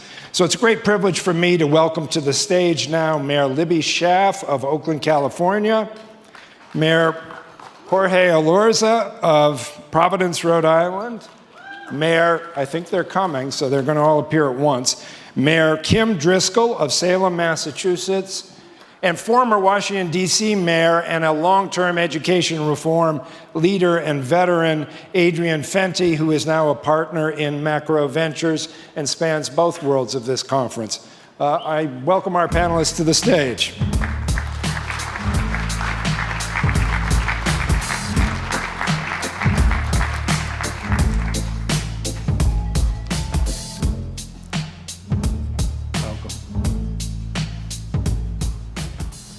Okay, we're going to start quickly. My job is to just give a brief framing for the By All Means initiative, and then each of our mayors, our three mayors, are going to talk to you about what they've been doing in their respective cities, and then we're going to turn to Adrian and ask him to talk a little bit about his reflections, given his experience both as a mayor and having been heavily involved in education, and now in the world of Macro Ventures, where he works. The theme here starts in Massachusetts. I'm from Massachusetts. I used to be the Secretary of Education in Massachusetts. And Massachusetts, as you probably know, is the birthplace of public education. One of our most prominent education leaders was Horace Mann. Horace Mann had the proposition that education, above all things, would be the great balance wheel of society. That education would be the great equalizer, that if we had a common school that welcomed everyone, irrespective of gender or race or creed or income, and welcomed everyone into a school, gave them all a quality common school treatment, that in the end they'd go out and we'd have a meritocracy where effort and talent would rise to the top. That was a radical and important proposition in the mid-19th century. Today, to believe that that proposition is going to work in terms of equalizing opportunity and success in our society, I would submit to you as an exercise in magical thinking. So when I left my role in government in Massachusetts, we were the leading state in the country. We had all kinds of education statistics based on averages that would show you that we were number one in the country, number one in the world on a number of different kinds of indicators. But yet we still had deep, persistent achievement gaps. In spite of an incredible investment in education reform, lots of money, lots of hard work, lots of progress, but we still had an iron law correlation between socioeconomic status and educational achievement and attainment. So it seemed like an opportune time to step back and think a little bit about where we need to go in the 21st century beyond simply tinkering with the system that we'd inherited from the 19th century. So we set about doing that by opening a conversation about poverty, not in a deficit model kind of way, not in a stereotyping way, but to say this iron law correlation between socioeconomic status and educational achievement and attainment undeniably exists. The system as we currently know it, schooling as we currently know it, is clearly too weak an intervention to overcome poverty on average. Doesn't predict anything for any individual, but on average, your demographics are a pretty good predictor of your educational attainment and achievement. So if we were going to design a system that was really about educating all children to a high level, giving all children an opportunity to be successful, what would that design look like? And we posited three principles for the design of that. We said it ought to be personalized. It ought to meet every child where he or she is in early childhood and give them what they need inside and outside of school in order to be successful. Secondly, it ought to attack those impediments, those obstacles in the lives of children that get in the way of them coming to school in the first place and being present and open and ready to learn when they got there. Thirdly, we needed to level the playing field with respect to out-of-school learning opportunities. Children in the K-12 system as currently constructed, conventional public schools, spend less than 20% of their waking hours in school. The other 80% is outside of school. Affluent parents provide virtually continuous round-the-clock enhancements to their education. Other children have next to nothing. So if we want to get to all means all, we're going to have to level that playing field. So we built an organization to help start a national conversation about this topic, to craft a new, much broader, much bolder vision about what education ought to be about. And that's the Education Redesign Lab. We work through advocacy, research, field work, and field building. In that field work that we do, we created an initiative where we scoured the country and looked for 6 leaders in mayors, because we saw this as a job that was too big for schools alone. Schools alone cannot get us to all means all. It would take whole communities. So we looked for 6 mayors who looked beyond simply providing an adequate education, and we found 6 mayors, 3 of whom are joining us on the stage today to participate in an initiative called By All Means, where they convene children's cabinets and work on some of those principles and those issues that I discussed. The 6 cities are represented here: Oakland, California; Louisville, Kentucky; Providence, Rhode Island; and 3 cities in Massachusetts: Salem, represented in our group today; Somerville, and the city of Newton. And together, these mayors, their children's cabinets, our colleagues at Harvard and around the country, a number of partners, are working together, committing leadership, committing resources, developing plans, putting together indicators of progress, increasing access that children have to various services and supports, building out systems of support and opportunity to make it possible for all of our children to be successful in school. So that's what the work is all about. I realize this is a technological audience, so one of the challenges I give you in listening to our presenters today is to listen to this in terms of what you think are the technological applications that would apply to helping these mayors and their colleagues in the cities address the challenges they describe and be part of the solution that is going to render an equal platform on which all of our children can achieve at high levels. So with that, we're going to turn it over to each of our 3 participating mayors to describe what they've been up to, and then we'll have some conversation about it. Libby, you're first up. Great. Thanks. In Oakland, California, we want to disrupt poverty. We lie on the edge of Silicon Valley, amazing job opportunities, some of the best educational institutions of higher learning, Stanford, UC Berkeley. And yet, of my 9th grade class, only 10% of them will have a college degree by the time they are 23 years old. What a waste of human potential. And so our main initiative that is part of the By All Means program is the Oakland Promise.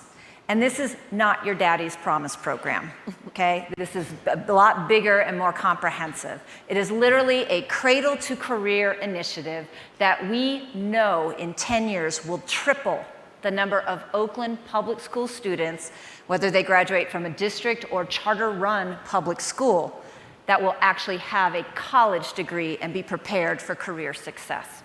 We start with babies born into poverty, and give them a $500 college savings account, as well as financial coaching for the parents and immediate financial assistance. Then in kindergarten, we give every child, regardless of income, a $100 scholarship. We also work with teachers, parents, community, and principals to build a college-going culture. I heard our last panel talk a lot about the importance of culture. That is true for schools as well.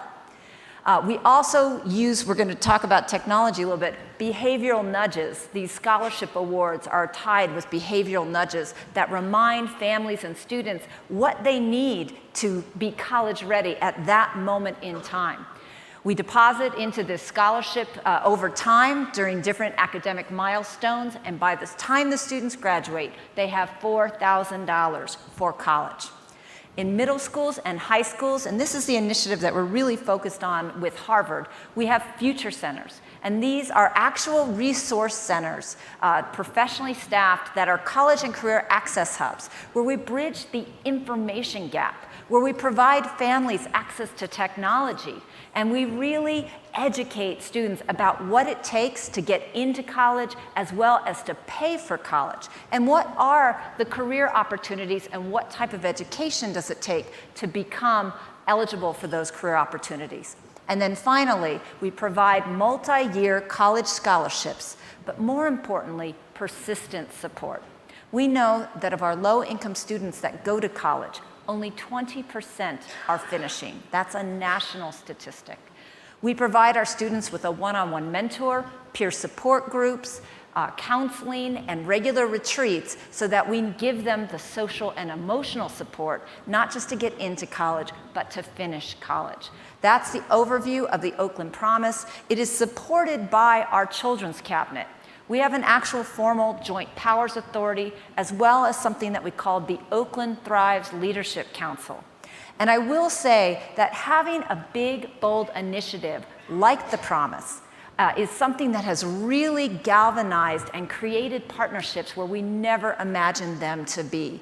With our local healthcare providers, with our county government, with our school system, it really has been an amazing experience of how an entire community can rally around a vision where we are not going to leave any child behind.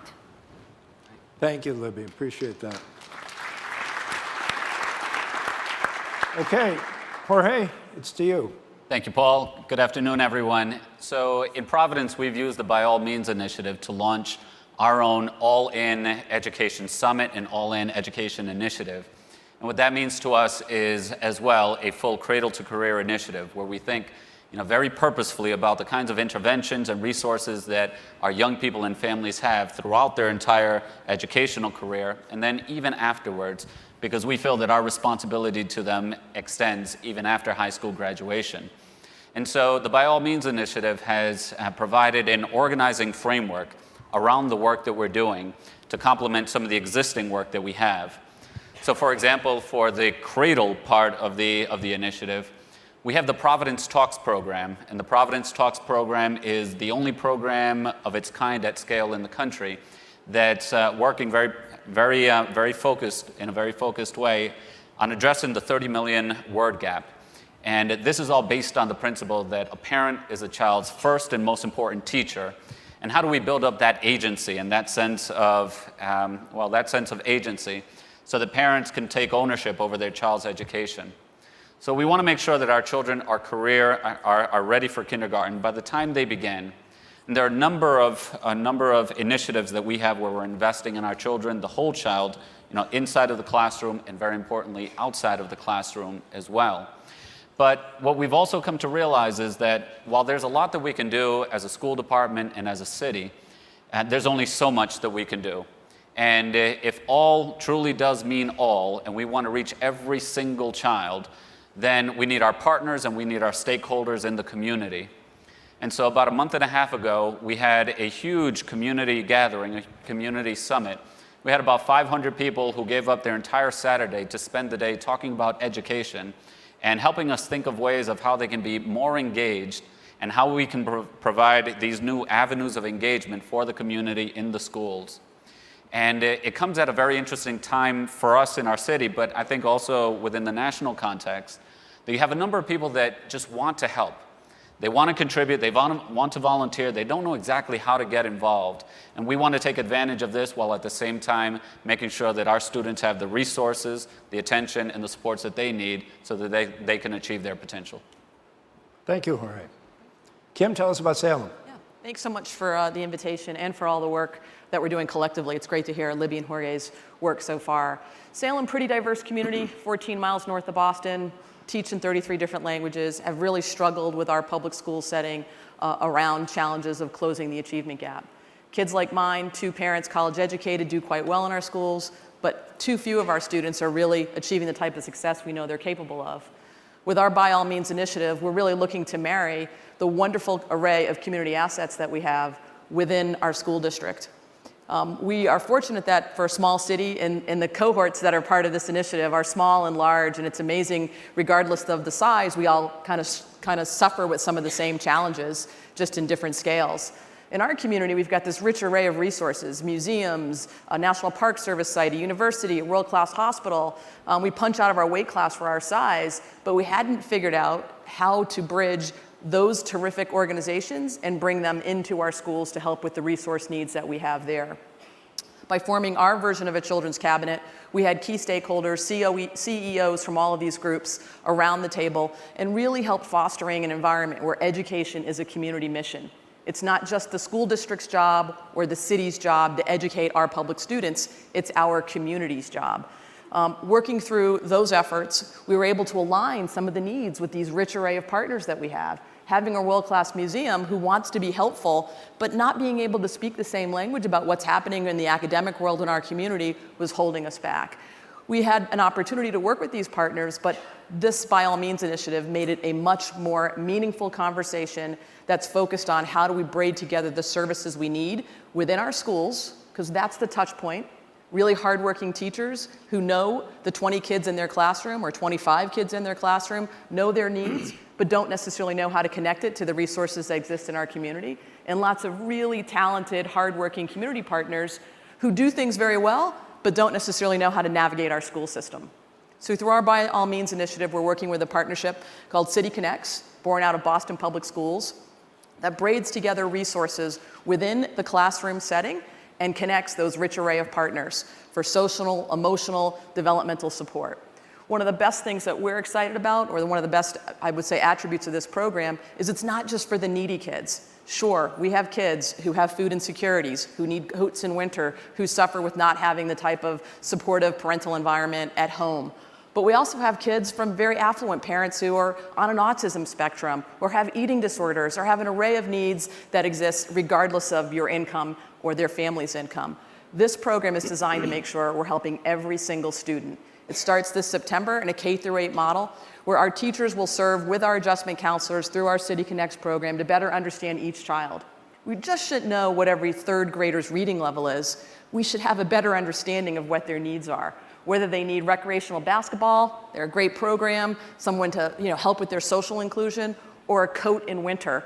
Having a program like City Connects allows our teachers and our outside partners, really rich array of youth service organizations to museums, hospitals, and park service sites, bridging that gap and providing our students and our families a level of support that would be unparalleled to what they're used to now. If you're a teacher trying to help a student, you hope you know about that program. If you're a family in need, maybe you have access to that help. We're going to break down that barrier, make it easier for everybody to navigate without a stigma, without any attention to who you are or where you came from. And putting those things together, we hope is going to improve student outcomes. We know City Connects works. They're a proven model. They're in over 70 school districts throughout the country. We've seen increased test scores, opportunities for students to cut down on absenteeism, higher high school graduation rates. So we're really looking forward to measuring this. This is not just a wraparound service model that we hope will work well. We're really partnering in a way where we can track this data and put our students, all of our students, on a trajectory for success. Thank you very much, Kim. Adrian, you've got both the muscles and the scars of a mayor who took education seriously and invested a lot of leadership in it. Some people think, well, you can't really change these systems of education. They're too hidebound and it's not possible. You've just heard from 3 mayors who are at work trying to do that. I'm curious about your reflections and what you think about what you've heard. Well, first, I want to thank you and the team at Harvard for putting this together. And not just for putting a program together, but inviting mayors to be at the head of it. And I'll tell you why, because education is a tough one for mayors. Mayors are kind of impatient and used to getting things done. And neither one of those two things is commonplace in most urban school systems. And so what, the perspective of a mayor, and I remember 10 years ago when we were, 10 years ago to the month when I was about to take over the DC school system, here's the thought, the mayor, a parent comes up to you, and just like Mayor Schaaf says, it's 23% of the kids in Oakland are going on to college and to graduate. Well, the same type of statistics exist with reading grade levels, math grade levels, dropout rates, graduation rates. And so you envision yourself as this parent and you're like, well, what is my answer to this person? How can I literally be in charge of a city that has these types of problems? But in every urban sector in this entire country, the United States of America, that is exactly what exists right now. Mm-hmm. Those are the statistics everywhere, San Francisco, LA, New York, Chicago. And so the question is, when you sit in a mayor's chair is, well, when is it going to change? Because we should have 100% of our kids, going on to college. Because if you're a parent, if you have 3 kids, you would certainly think that all 3 of them are going to go to college. So why would you have a different set of standards? Right. for the kids and parents in your system. And so mayors come with a certain amount of impatience that I think is going to reach some great results. So I remember when we approached Michael Bloomberg, who had just taken over the New York City system, about what to do, and he explained it as you can't have like 9 people in charge, and what he meant was you can't have a school board in charge, you need to have the mayor in charge of the school system. And again, what I always told people was Bloomberg and Richard Daley before him in Chicago, they already had enough power. They weren't looking for more power. What they were looking for was accountability. And here's the issue. So you are exploring some tremendous issues about wraparound services. And I'll just close with what Michelle Rhee used to tell people. And she said, in the very first cabinet meeting I had, when we'd taken over the school system, I literally appointed her as the chancellor of the DC school system June 12, 2007, so it's almost 10 years to the day. So I told everyone in the cabinet, human resources, health, child welfare, prison system, you name it, police department, fire department, I said, listen, whatever she says, she gets. I said it exactly like that, and I didn't hesitate. Because I was a city council member before, I was tired of people from the school system walking around complaining, you know what I mean, that they didn't have the resources of the government. So I think what you guys are going to put together is a framework of what we looked at and what Bloomberg and what Daley looked at is, yes, you have to have these wraparound services in order to, fix all the problems in a city and achieve the results that the parents want. But there has to be some accountability also. Right. And that's why, as I said in the beginning, I'm glad that because you could have had anybody from the city, president of the school board, right, whomever, come and be part of this. I'm really glad that you got mayors involved. I think it's going to yield some great results. Well, thank you. It did seem to us that it was a much bigger job than we had any right to put on superintendents by themselves, because we were asking for sort of lifelong outcomes with a relatively weak intervention. But I wonder, just one follow-up with you on this, Adrian. So much of this is about, embedded in the work that you heard the 3 mayors talk about is a reconceptualization of what the community needs to do for its children that goes beyond just 6 hours a day, 180 days a year, cradle to career, that kind of language. Do you think the public will exists for that? And if not, what are the ways in which you could generate public will for a conception of education that's broader and deeper and much more likely to be effective than the relatively simplistic idea that we currently have? Yeah, well, just like any broken organization, in order to take it from quote unquote broken and to being what you expect out of it, some very difficult decisions are going to have to be made. So I'd say the public will exist. Like if you walk around and tell people the school system is broken and needs to change, 100% of the people are going to agree with you, 100%. The problem is when you start making the 3 or 4 toughest changes that need to be made, and then the special interests come out of the woodwork, then that's when you really need people to have some fortitude. And not just the elected officials, because they obviously have it, but the people in the community, because it gets very hairy and confusing, and it's drawn upon all kind of geographic and even racial lines, to be honest with you. Right. So I think that's where the community needs to have fortitude. So I say, yes, they want to have change, 100%. Does the community have the fortitude or the stomach, do you know what I mean, to deal with it when it happens? That's I think we've got to work on that. We've got to work on our mental, on our stomach. And the case that we make for this kind of work. Was that? And the case that we make for this kind of work. Yeah, there are probably, there's probably a brilliant way to put it before the people, but it hasn't been discovered yet. And for now, people it comes out a little bit controversial. Yeah. Let me, this is a technology conference, a lot of technology leaders here.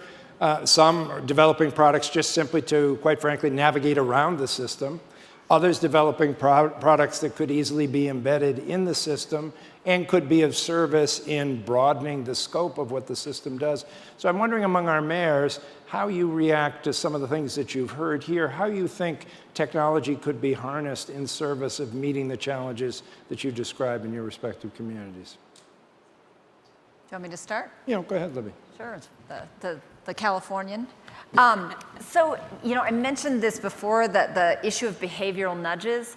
we don't want to just have a scholarship fund sitting out there. We want to use it as a communication tool, but we need technology to enable that communication, that behavioral nudge to remind families what they should be doing to make their child college ready. We also are going to need to really use data. If we want to make sure that a child is on track from day one for success, we're going to have to be monitoring who's doing what along the way. That's a huge unmet potential. Finally, if we're sending hundreds of mentors off to mentor both pre and during college students, that would not happen without technology, especially the way young people communicate today. And then finally, in our future centers, we're finding that technology access is a big need. So not only do we have computers and technology there, but we're also linking families up with home resources. They're getting high-speed internet connections through special deals that we have. They're getting access to home computers. That's huge. But my favorite role that technology can play is recognizing that you don't have a skilled workforce that is ready to fill all the jobs that you have. And so we've been very pleased to have people like Mark Benioff in Salesforce as our very first investors in this vision, because he realizes that his company will not succeed if he isn't nurturing his future workforce, which is coming out of our schools, and recognizing also that tech lacks diversity. Let's just be honest about that. And I have a very diverse student body in Oakland that is hungry for these opportunities. And a lot of tech leaders recognize that there's a great potential there. I'm glad you made the argument, of the economic argument, because to me, I think that's at the base partly of the case that needs to be made for this, that though most of us come to events like this and professions like ours out of a moral conviction that this is just the right thing to do for children, and we're committed to that sense of equity in society, even if you don't come from that place, it's hard to envision a future for our democracy and our society where we have a student population nationally that's more than half low-income youngsters, more than half students of color, groups with which we've historically not been very successful. They're the new majority. If we don't educate them, it's virtually impossible to grow the economy, and we'll simultaneously be growing an underclass that becomes more and more expensive for the rest of us to carry. So it's an imperative, and we got to get after it. Jorge, what do you think on the technological implications? As much as Mayor Fenty mentioned, as much as we hear from others, don't touch education. Education is a third rail, and even if you're wildly successful, you're not going to see the benefits until 10, 15 years, long after you're out of office. And so nonetheless, we're here, and we've made education our issue. And we recognize that if all truly does mean all, we need to tap into all of the technologies that exist to help us reach every individual.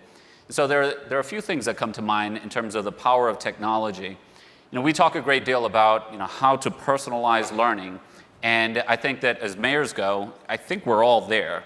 And at the superintendent level and beyond, we all recognize that individualized, personalized learning is the future. And we're all waiting for that micro-credentialing, that badging technology to take hold. And so, I really do think that once that comes, we can move to true mastery-based learning and maybe start to disrupt or completely deconstruct this K through 12 grade model. So that's exciting. We all believe that's the way of the future. We're just waiting for the technology to enable it. Second thing that comes to mind is we also recognize that it's not just about the context, the content. It's also about social and emotional learning. And I've heard of many creative ways to measure a child's development along social and emotional learning scales. And so I'm certainly waiting to see that be even more fully developed, and that's ready to be incorporated. We're ready to go on that.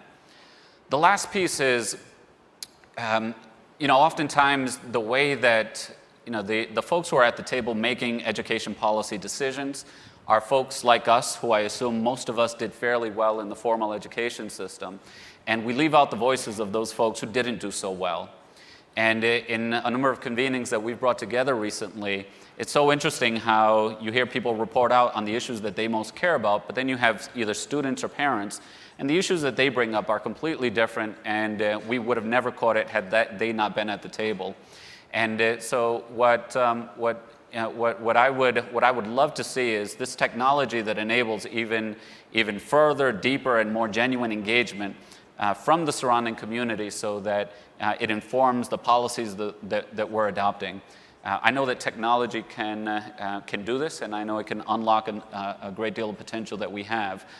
But we're all sort of still sitting on edge and seeing what that technology will be. You made a point, and I do think we're kind of in the middle of a conversation nationally about education reform now. And since there's a lot of pushback on testing and on standards and on different kinds of schools and choice and all the rest of it, there's an opportunity to put goals that have to do with social and emotional development, that have to do with children's well-being, into the equation here, the accountability equation that Adrian mentioned earlier. And that's part and parcel of what you're saying, is we need to be more broadly accountable for the health and well-being and prosperity of our children. And I don't know that if we're ready to take advantage of that moment in the policy discussion that's open right now, but technology could certainly be a tool in helping that. Kim, what about your take on technology? 2 quick thoughts, and just to pick up, I think if you think about what we're all trying to do, we're trying to bring a little bit of Finland to our communities when it comes to how we think about our educational system. And as a smaller district, I would say to you that our biggest challenge is still poverty. Access to technology still has to do more with poverty than our ability to provide a Chromebook or an iPad for everybody within our school district. The second piece of that, I would say, is having a workforce that primarily is over the age of 35, that doesn't move as quickly when you think about your entire teaching profession, hugely overworked, lots of pressure. I mean, we're in turnaround mode. We are talking about education all the time in our community. We are chasing what's the best way for us to make sure our kids aren't left behind. And having an educated workforce of teachers and administrators who understand these technology platforms and can wade their way through what are the best ones that work for us, the right time at the right place, that also we have the resources to fund. I think that's really, really tricky. That's putting a lot on people who are already super overtaxed in terms of their time, and more opportunities for us to have those individuals understanding how technology can support their work is critical. I think there's just a big divide from the teacher in front of the classroom who's terrific, hardworking, accountable, cares about kids, knowing the things that all the folks in this room are working on, and how that could not only inform their practice, but help them learn and feel comfortable with that technology. And if we don't figure that piece out, the pace is just going to continue to outrun our ability to keep up with it. Adrian, I want to ask you a financial question, but again, sort of embedded in the concept here is the idea that what we need to do for all children is what middle class, upper middle class families routinely do for their own, in terms of providing systems of support and opportunity that wrap around them from prenatal time all the way till, as far as I can see, they're in their 20s and 30s. So the first question that invariably comes up when we introduce this topic is, well, doesn't that automatically mean lots more money? And some people will say, well, it means better spending existing money, but other people will say, well, we've got to face up to the fact that if you need more support, if you need more opportunities, some kids get it naturally at home, others don't, we're going to have to spend more. I wonder how you come down on that and what you think the political implications of that are. Yeah, so two anecdotes, right? So education advocates fall into the same trap that most advocates before government fall into. It's the strangest thing. Like, people would always come to me and say, are you going to increase funding for, say, the Department of Parks and Recreation? It's such an anti-private sector thing. Like, you would never ask somebody in the private sector, are you going to spend more on something? You'd always ask them, are you going to get more results? Are you going to be more productive? Mm-hmm. And but if you look at any government in the country, state, local, or federal, that's how we judge. It's like, oh, yes, they must be doing a better job because they're spending more money on it. It's the craziest thing. And I can't remember the gentleman's name, but he ran Chicago school system after Arnie Duncan. Someone here knows his name. Ron, but I was on a panel with him. I think it was at this panel 4 years ago, and he said, you know what? I would trade probably a couple $100 million of my budget in order to have more autonomy.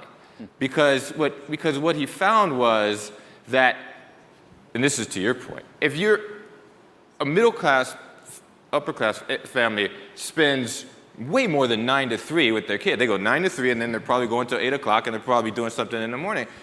But try to extend the school day. You know, if you're in charge of a school system or you're one of these 3 mayors, there's so many rules, union and otherwise, that prevent you from doing so. And so what happens is the lower income kids, after they go home, if their parents are working all night, they don't have that same, and you could do it in a school system. So I do want to say something about the technology. And I speak as someone who was out in DC and now and working in Silicon Valley. I used to think that technology was the big word in Silicon Valley, but there's 3 other big words. One of them is innovation. It's just innovation by any means. You're trying something new. The second is disruption. You know what I mean? An old legacy system needs to be disrupted, right? I mean, you see it in everything in Silicon Valley. It's why Netflix and LinkedIn and everything exists. But the third one that I never really appreciated until I started working out there is failure. Failure is as common a theme in Silicon Valley as you'll ever find. And the reason is, if you're not willing to fail, if you're not willing to try something new, then you're not ever really going to make any dramatic change. And that's why I appreciate that you're founded and in charge of the Education Redesign Lab, because I think it's got to be redesigned, right? I mean, the school building, as Davis pointed out in Waiting for Superman, looks exactly like it did 100 years ago. Nothing has changed. That's right. Nothing. I mean, that's ridiculous. So we got to be willing to fail and innovate and disrupt. Right. I want to ask a question about governance with respect to this. And so we're in an era of changing governance. We had the ESSA federal legislation passed. We have a new administration in Washington. A lot more responsibility being pushed back to the states. This is a municipal initiative that we're describing. I wonder what each of you would say with respect to colleagues at the state level or those at the federal government level relative to what kind of help and support you would need for them as you do what we described earlier, fundamentally kind of redefining the social compact at a local level, but still needing to be interconnected at those other 2 levels. Yeah.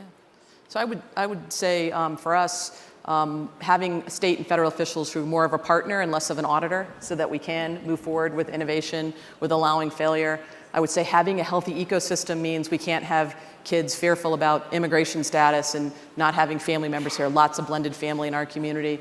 And I would say incentives work better than sticks, so creating incentives for us to have best practices, change those poor practices, put kids first is a lot better than a regulation or a crack over the head if you don't. Okay, thanks. So the first thing that comes to mind is the race to the top model. So there's a prize and we're all competing for it. We in Rhode Island at the state level, we were successful several years ago, and we were able to get the resources. But even had we not received the federal resources, there are a number of reforms that enabled at the state level. And so, I would certainly encourage those kinds of nudges and that prize aspect. In terms of the federal government, what I would certainly ask for is more flexibility. We are laboratories of experimentation. Some things will work, some things won't work. But let us experiment. Let us try new things. And I would also, perhaps this isn't a policy change, but perhaps a change in terms of mentality. In terms of a Department of Education, I would think of it more of as a Department of School Supports or Department of Student Supports. And I think that'll go a long way to helping us be partners so we can work together. I think people are recognizing that cities are where the innovation is at.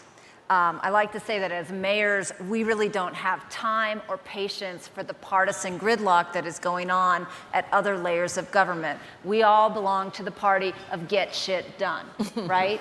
Agreed? So, support us. Support us in trying things out. If you could transform educational outcomes for every child in the city of Oakland, that is revolutionary. If you support me in proving that, I promise you that we will change the way that we spend the public dollar, because the return on investment is massive. And so I know that, I will not get too political, but in Oakland, California, people are not very excited about the changes in the national government. And this idea that they can make this tangible change where they live with their children is really inspirational.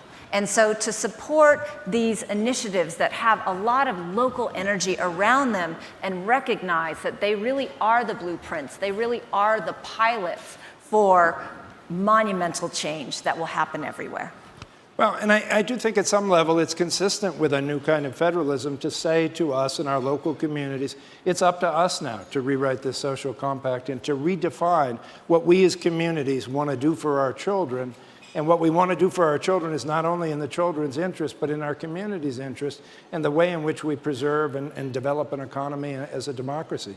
Any closing words of advice, Adrian, for your colleagues here who are still in the trenches? Yes, I would just, not for them, but I would say to the communities out there, like sometimes school boards are part of the problem, and that's why I did away with mine. So I would say, one, make sure your school board hires somebody great. And then two, make sure your school board doesn't micromanage that person, because everyone cares about education, but no other agency is run by a group of people. The police department, fire department, all run by people who know what they're doing, and you allow them to do their job. Good closing thought. Well, I want to thank you, Adrian, for joining us and bringing your expertise to the conversation. I want to thank our three mayors for your outstanding leadership and willingness to be here and share with the audience. Thank all of you for your continuing interest. I can think of no more important work in America than what we've just described. Thanks very much for being here.